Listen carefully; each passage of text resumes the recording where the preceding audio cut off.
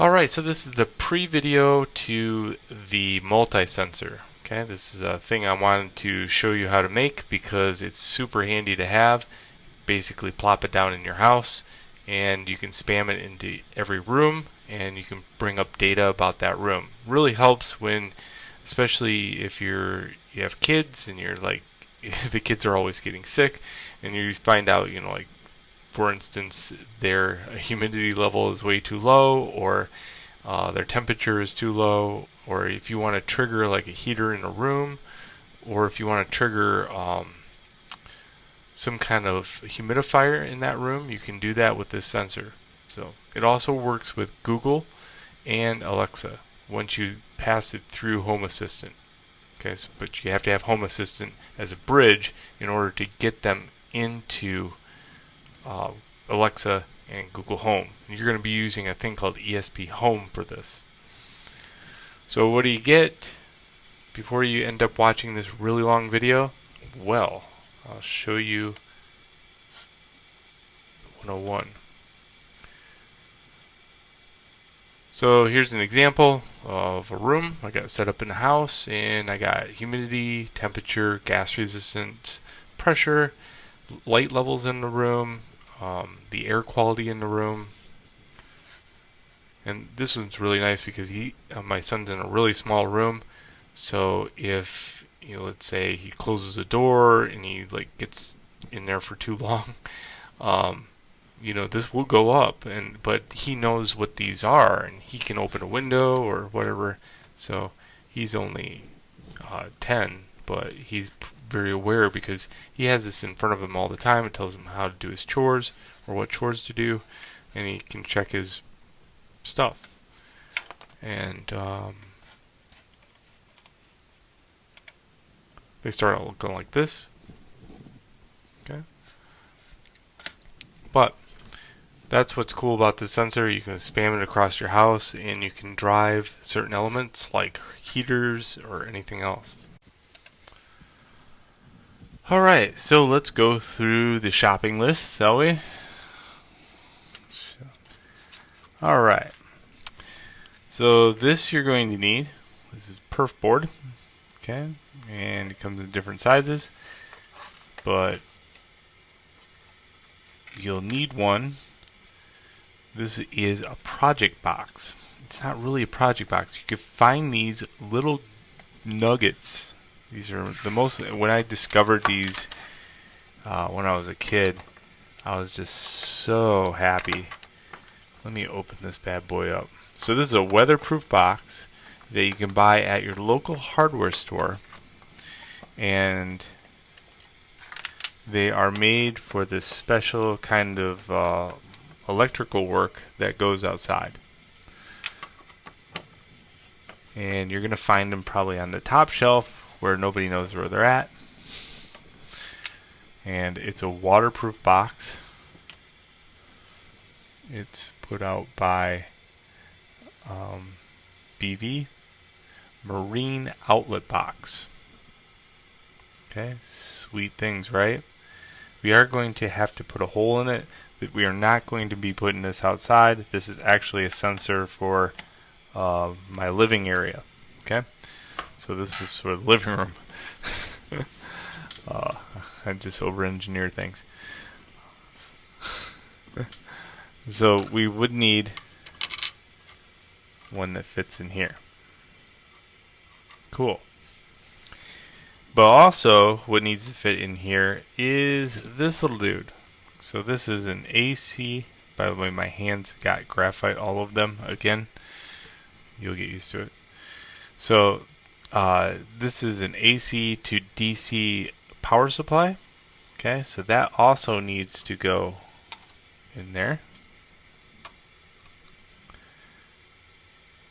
Then we would have a microcontroller, but the microcontroller itself would be mounted on this. But then also we need the extra addition to be able to mount the microcontroller on this, and then have it something like that so that there's a hole right here so that we can update it. Okay, so we're going to have the ability to plug this in.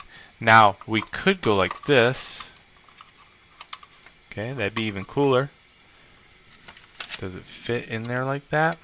Wow, I think it is.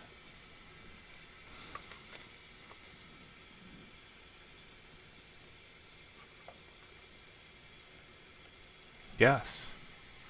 So if we wanted to update it, we would just take this off and then plug it in. That's pretty convenient.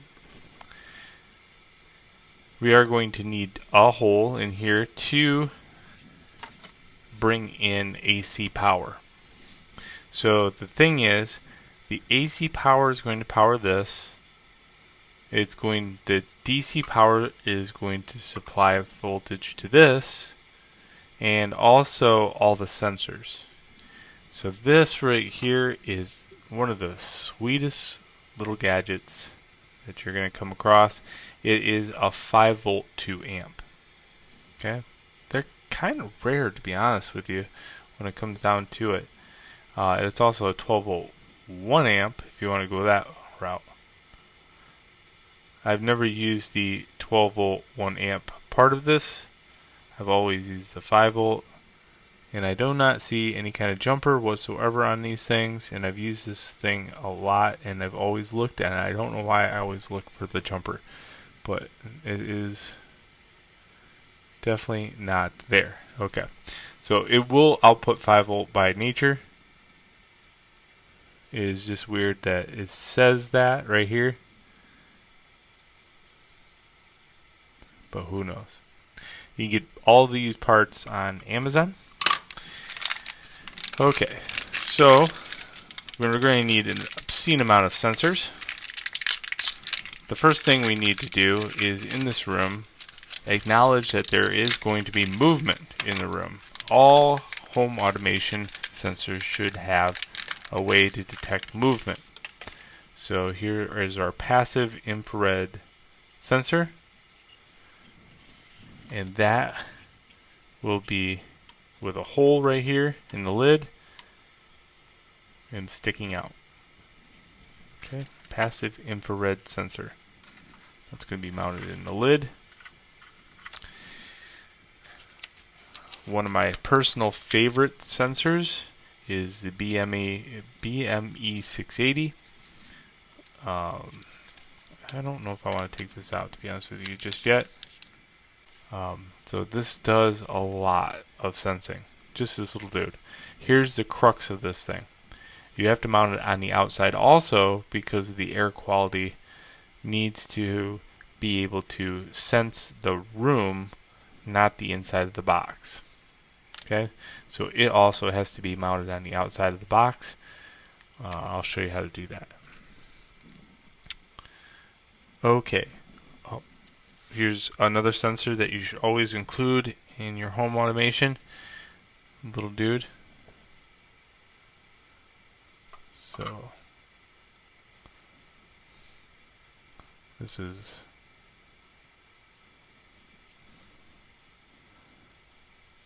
a resistor for light and a 1K resistor so we can tone it down a little bit. And I would always use the same resistor combo in all your sensors. In other words, if you're going to go with 1,000, go with 1,000 throughout all your boxes. And that way all your lights are going to be the same value in ohms. Alright, I feel like I'm missing one, but no, because this one's got the, oh yeah, the one that's on order yet and it still hasn't got here from China. And that is the ability to sense a person in the room. Okay, so right now we have the ability to find movement, but we don't have the ability to sense if there's somebody just sitting there. So that one is coming, and that one's kind of a small one, and I believe that one can be inside the box. So this is my new updated variation of this box to include that new addition of presence sensing. And once we get all of it, now we can then spam this across the entire network. Just keep building these. So altogether, you're looking at like $9 for the box, about $8 for these. I think these are about $6 each. These are expensive. These these 680s, these are rather expensive. These are about 20 bucks. Very worth though.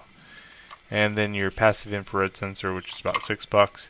But all these sensors, the beauty of this is it sits on your network as one IP address. Okay, so you get like what, 6 to 8 sensors all in one IP address. That is incredibly lean. Alright, now that I've flexed the ever-living crap out of this, it is time to solder. You're going to need some of these headers. You're going to need some of these wires. Okay, these are great for just attaching to the sensors and to be able to add new sensors in the future. And I think that's it. Alright, so what I want to show you is the best testing board you're going to build is right here. Okay, so let's say you want to also run testing with this board. You're getting into it, you find that yourself new to it. So here's the pin configuration you should probably lay out on the perf board. Okay, let me show you why. So you got your microcontroller, okay? You got all the pins as a pin out, and then on this side you have the 3 volt running with 1, 2, 3, 4 3 volts, and I got 1, 2, 3, 4 extra grounds. On this side I have 5 volts. These are all 5 volt, and these are all my grounds on this side. So now I have the ability to go to every sensor, and I also have the ability to run anything I want out of this, basically. With the addition of one more thing that you should add. So it was a 10K resistor, my bad. And this 10K resistor is going to be attached to this ground. And the reason why you want it on this side is because the analog's on this side. So this pin right here, any of these pins on this side are usually analog. So if you were to run, like, let's say a light emitting or a diode on this side or a resistor on this side, you can then use it for any of the analogs. So that's what it looks like. Boom.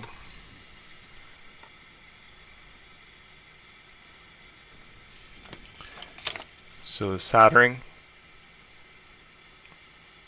you're going to run solder going all the way across these. But you're also going to include this one, and you're going to include a jumper right here. And you could put a 2 jumper on that if you wanted to, just for stability.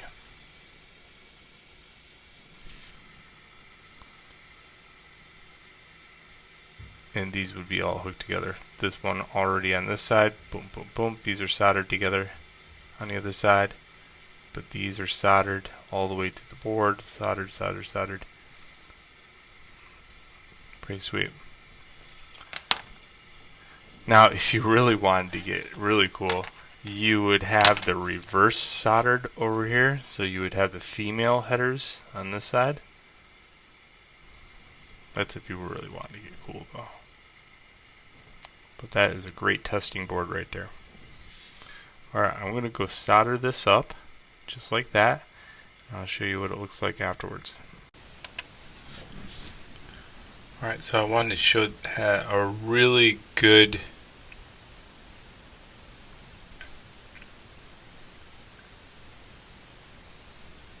layout of it.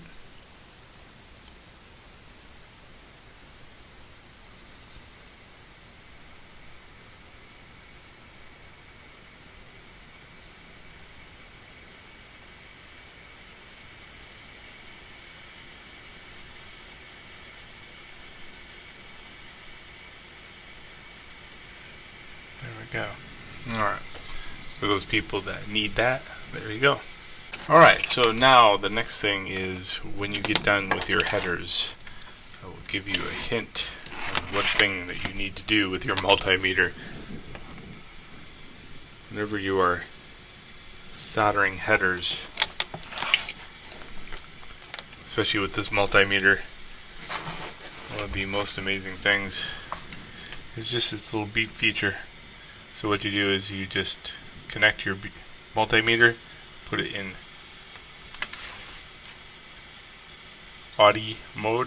auditorial mode, and you can make sure it's in there by clicking the function button, and you can see that right there.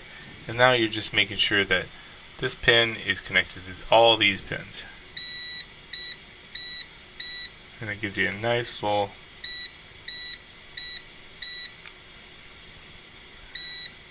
and making sure that it's not hooked to anything else, just that one pin. So you go through all your little headers just ahead of time and make sure you got everything connected right. Alright. Pretty cool. So this is what it looks like so far. Boom, boom. Nice and neat. I always kind of use a die grinder to just die grind between headers. It's a real quick thing. Fiber wheel, you can get those on your Dremel. And yeah, so like that one right there. Uh-oh. Oh, no, it was wrong.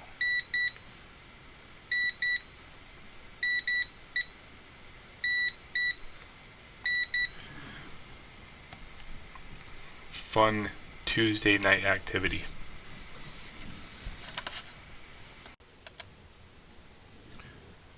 Alright, so now that we have this put together, I have now to put all the sensors on the outside of the box that need to be on the outside of the sensor case. So the light resistor, PIR, and the 680 air quality has to be all mounted on the outside. Also, I'm going to maybe have another sensor here coming shortly. I'm just waiting for the truck to get here, so we'll see how that goes. I got to do some testing on that sensor. There's a couple of them. I know I have one that I'm familiar with, and I have one that's research and development time for it. So we'll see which one I like better.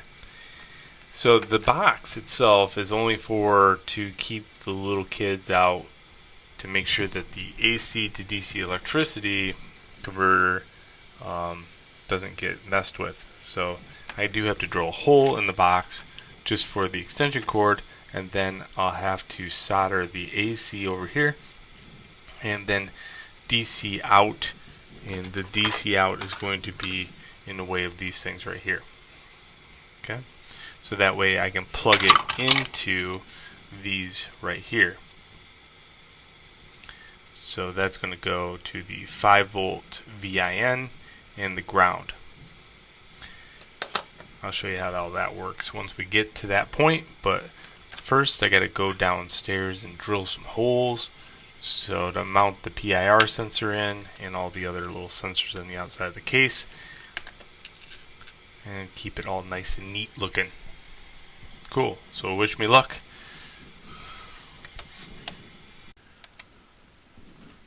Alright, so before I go putting this together, I'm just going to kind of do a developer's log for you and show you everything that I've got hooked up and how to do it. Okay, so right now this is the AC to DC converter. There's a hole in the bottom of the box, and I put it at the hole of the bottom of this way.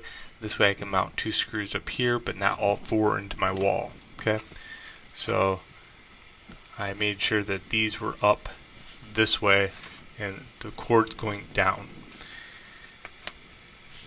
I've mounted these before in walls, and you definitely do not have to have all 4 screws.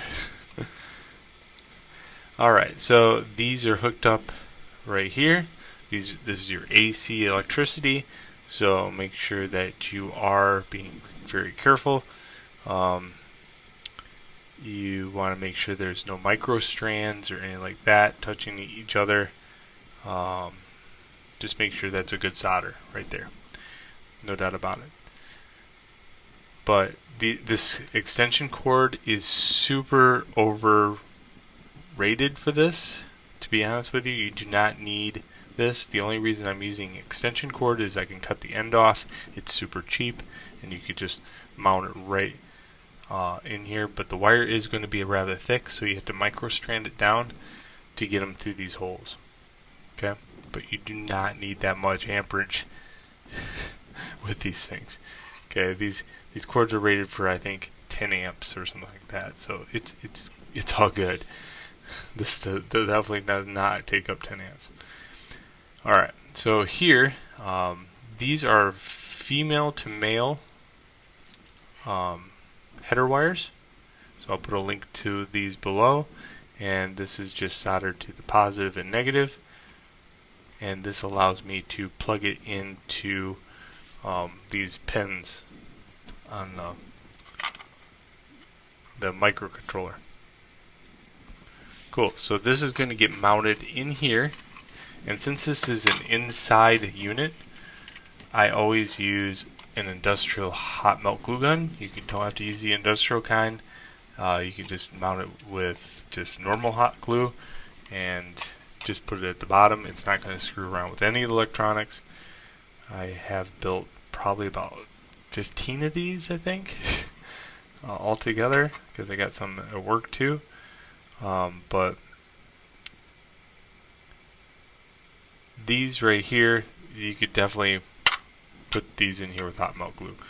Now I haven't decided whether I want to mount this down here or up here. I figured that if I mount it up here or like this, I'm just going to have a lot of trouble trying to line these up to the pins. Like, let's say I put it on D23. Well, I'm going to have to really get in here and figure out what D23 is. It's just going to be a cancer fest. So we're going to actually mount it this way, and I'm going to drill a hole here for the USB. Okay.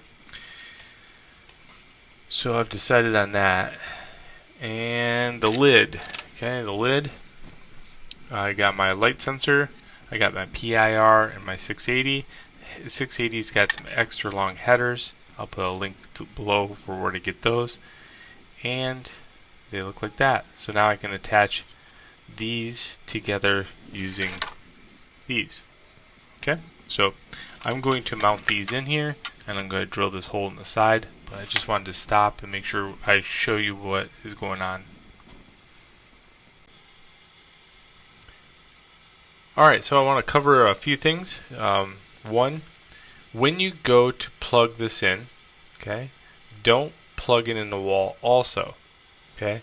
In other words, you have the USB or this, but not both. Now there is some protection on here for just in case somebody does that, but I still wouldn't do it. Okay?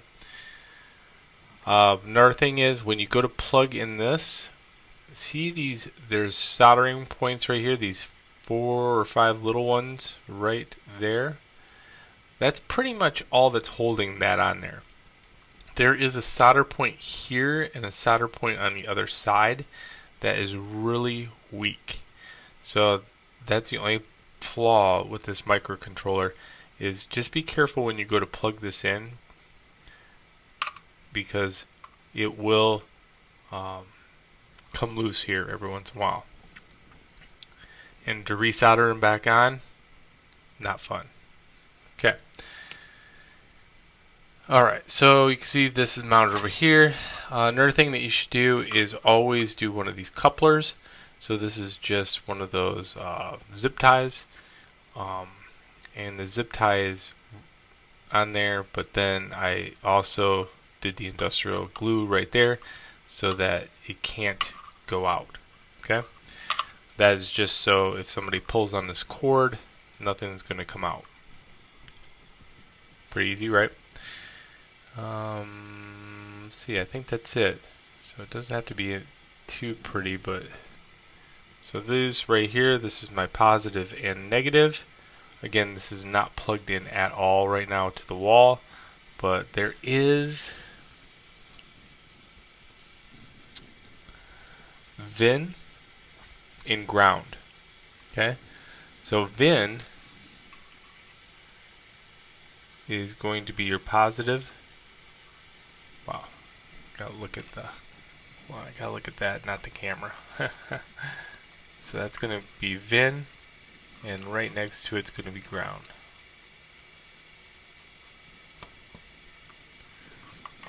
Just like that. Nice, right? Again, what's nice about this setup, you can add more sensors later, you can change around, you can not have those. So what we're going to do is just plug this in.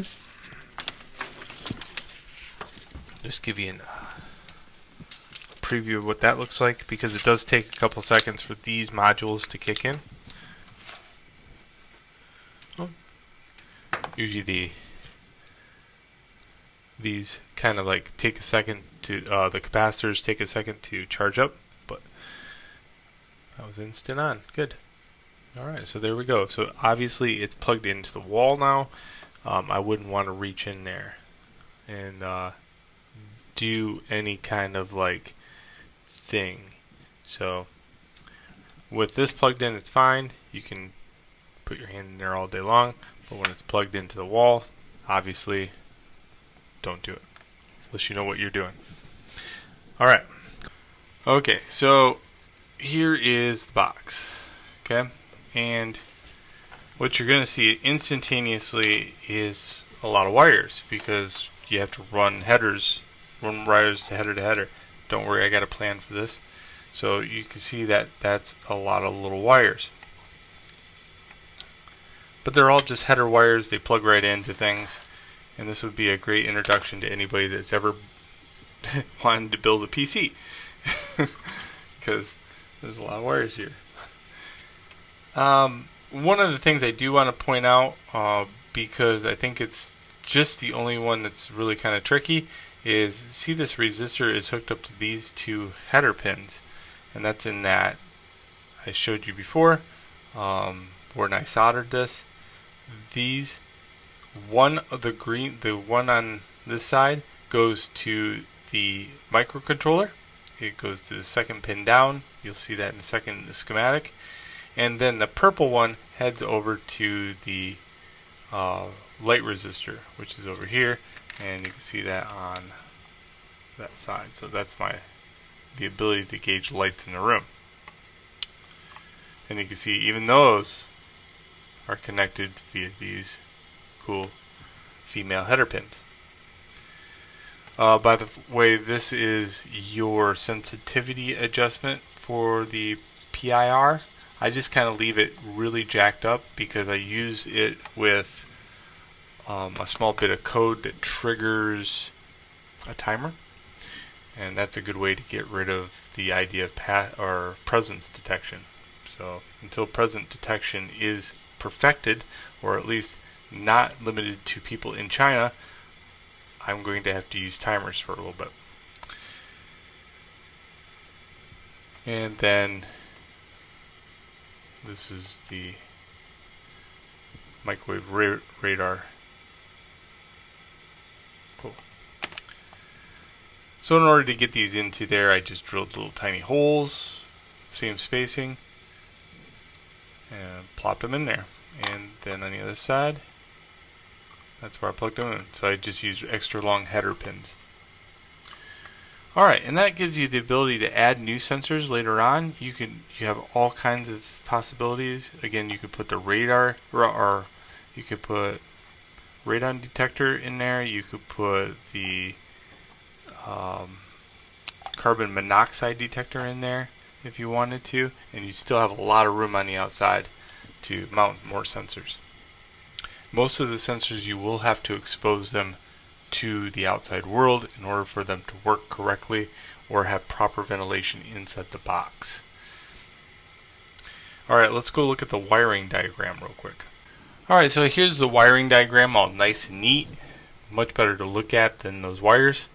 And to do all that wiring on camera, it would have been my fingers just in the way of the entire thing. It would have been horrible to watch that happen.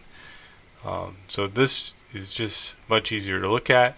This is the microcontroller that is in the link below the video. The BM680, your light resistor, and then your PIR, and then your microwave sensor. Again, I would probably stay away from this right now. So that's what the wiring diagram looks like. Positive, negative, and then our wires.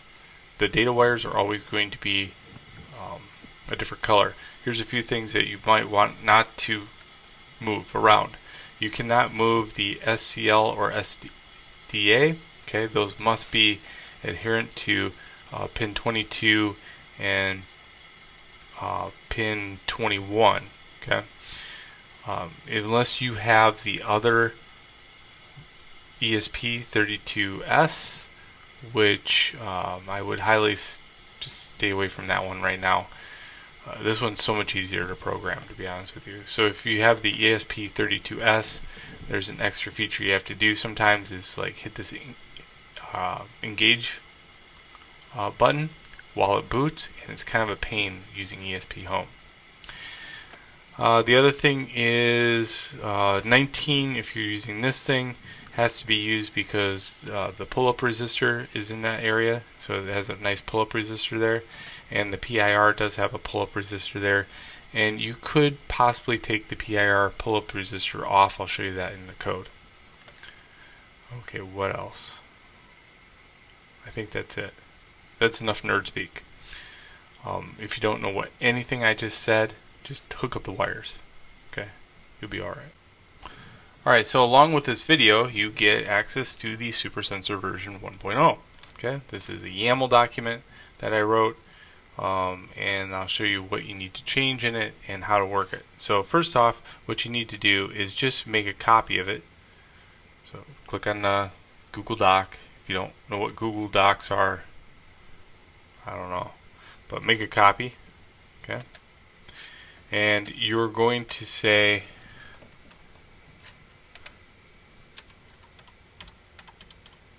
name it the room that you're making this in.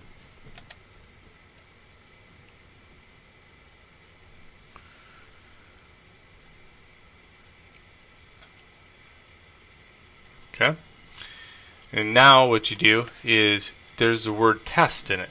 So what you're going to do there is anytime you see test, that's going to be your room. So here's a good way to do that. Find and replace, find test, replace it with your room. And I would keep your room, like if it's a living room, you're going to say living dash room. The reason for that is if you go to say, hey, whatever, Google or whatever, what's the temperature of the room, it'll actually understand the living room. Okay, like that. So make sure that you're putting this space with the little area. So in this case, we're going to go and replace all of these.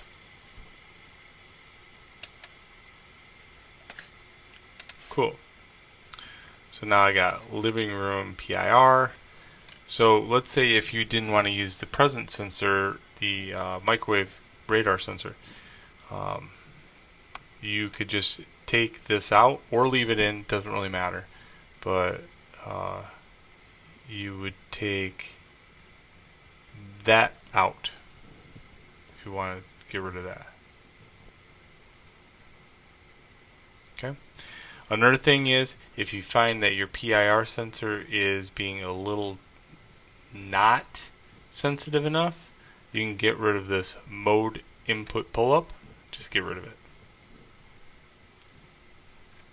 Cool.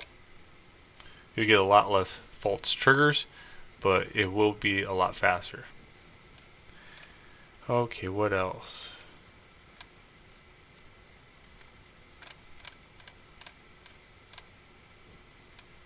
Oh, yeah. So this is going to be your router name, and it must be a 2.4 gigahertz router schema, not the 5 gigahertz. And then your password router. Alright, I think that's it. So now we have to program it. So now we're going to grab this code, copy it, and go just edit copy. And then you head over to ESP home. And then you go and make a new card. I'm going to hit continue. This is going to be living multi. And you notice I have electroforming multi, I have workshop multi, I have Dexter multi, Freya multi. So whatever you name these, keep the naming convention all the time perfect and you'll be alright. Trust me on that. Because this will spam 11 entities in your network in this area, then they have to be all named conventionally or you will lose your mind. This is the ESP32. I'm going to skip that. I'm going to edit this and I'm going to paste that code here.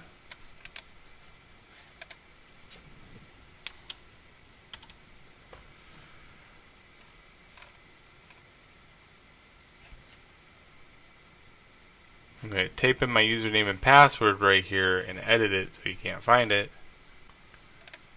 Alright, now I'm at the bottom where my username and password is not in there. And I'm going to hit save. And with everything plugged in, I'm going to hit install. I'm going to say plugged into the computer using ESP Home Dash. And this is my UART bridge on the Odroid or Raspberry Pi, whatever you have. Oh yeah, so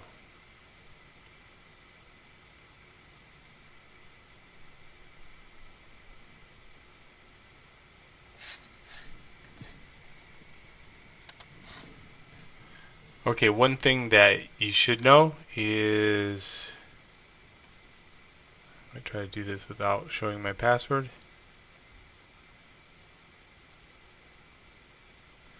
See the SSID, how it's too long? So I can't have an SSID that long for a fallback. So I'm just going to put living fallback hotspot.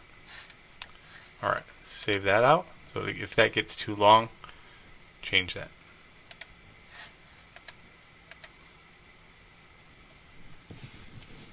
Cool, away it goes.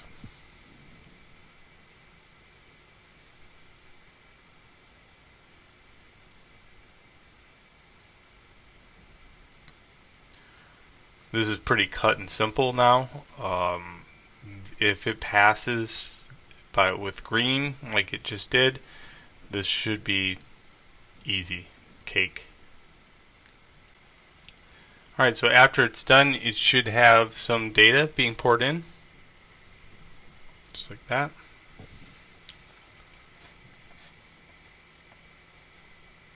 Alright, so let's close that out. Hitting stop. So now that we have that, we just have to add it to Home Assistant because it's in here, but it's not really technically in here. So to go to Settings, go to Devices, okay,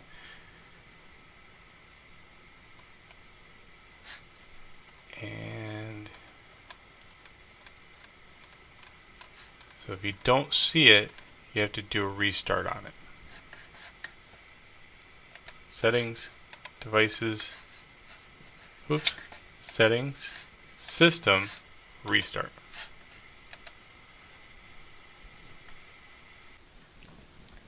Alright, so once it pops up, it should be over here somewhere or anywhere. Sometimes it's a little fussy. So what you do is you go configure, submit, and then you go into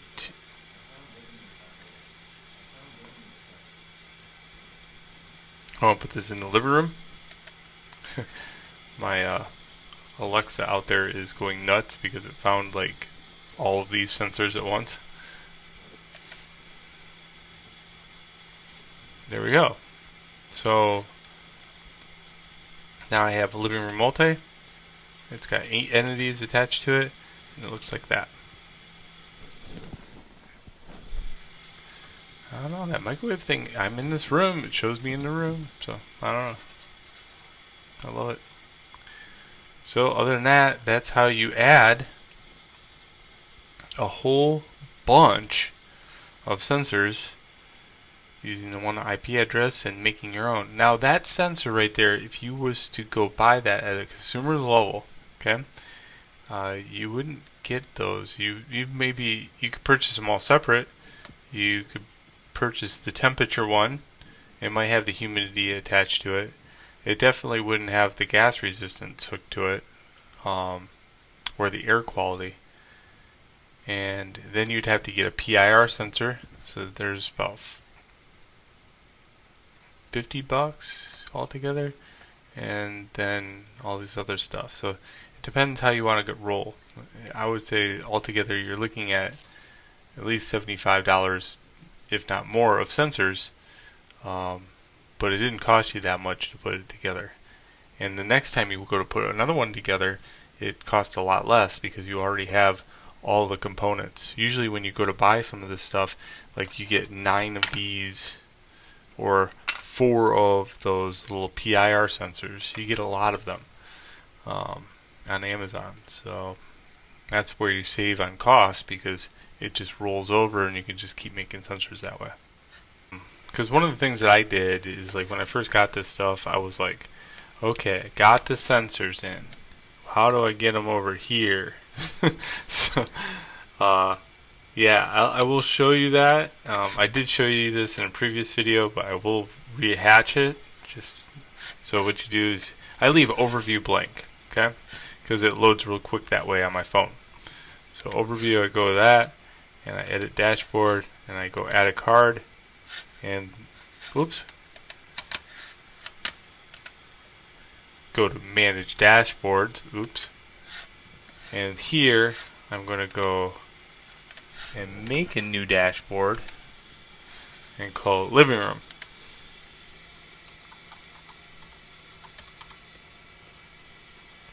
Again, with the same naming convention as the other ones.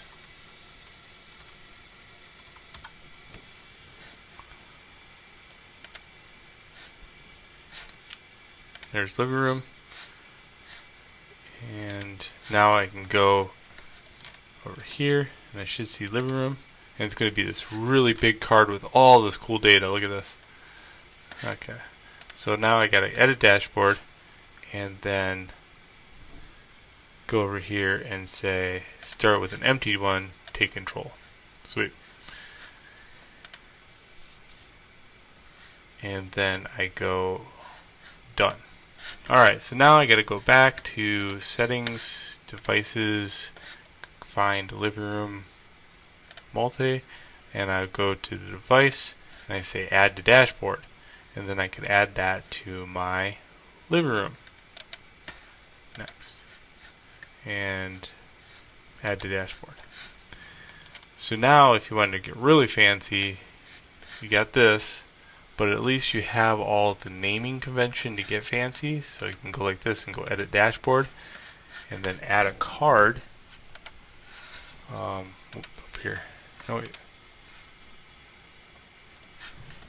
I just can't see the button. Okay, there it is. Sorry. And then what you want to do here is want to gauge. And this is where it gets a little hairy because you have to know the name of these things. So they should be in here. Just by using the name, living. Oops.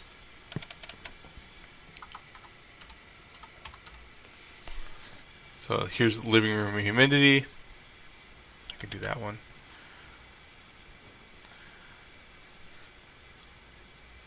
So living room humidity is the name of it. Unit. So we went, there's a minimum and maximum, but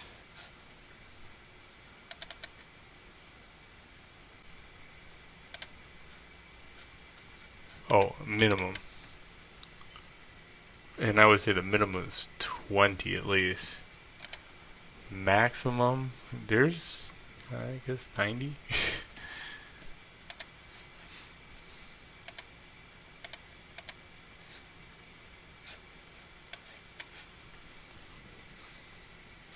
And green. There we go.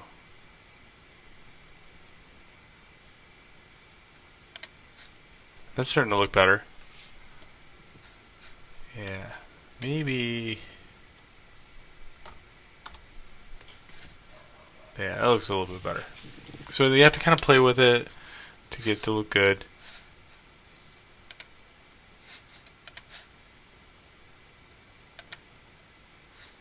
Boom. So that's how you do one. You got to do the rest. You got to look up gas resistance levels in ohms. You could probably look these up and get the gauges. And if you want to look at what I have, there you go. I'll show you each one.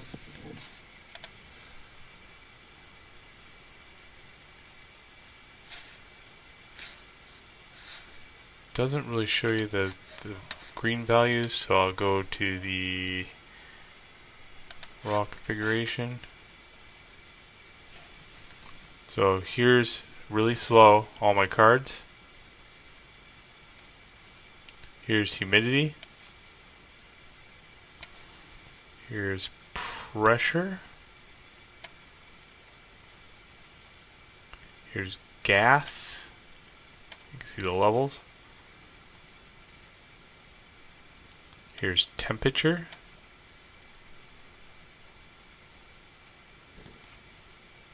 Here's my light levels.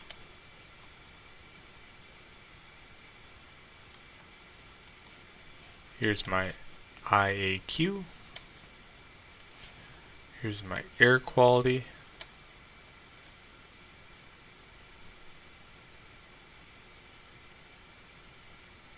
And that's it. So those are all my cards. So you can see the green, yellow, and red variations for all of them. Okay, cool. So that ends this video. I hope you've had fun with that, and I hope you have fun tweaking out your house and never having a life again. Enjoy.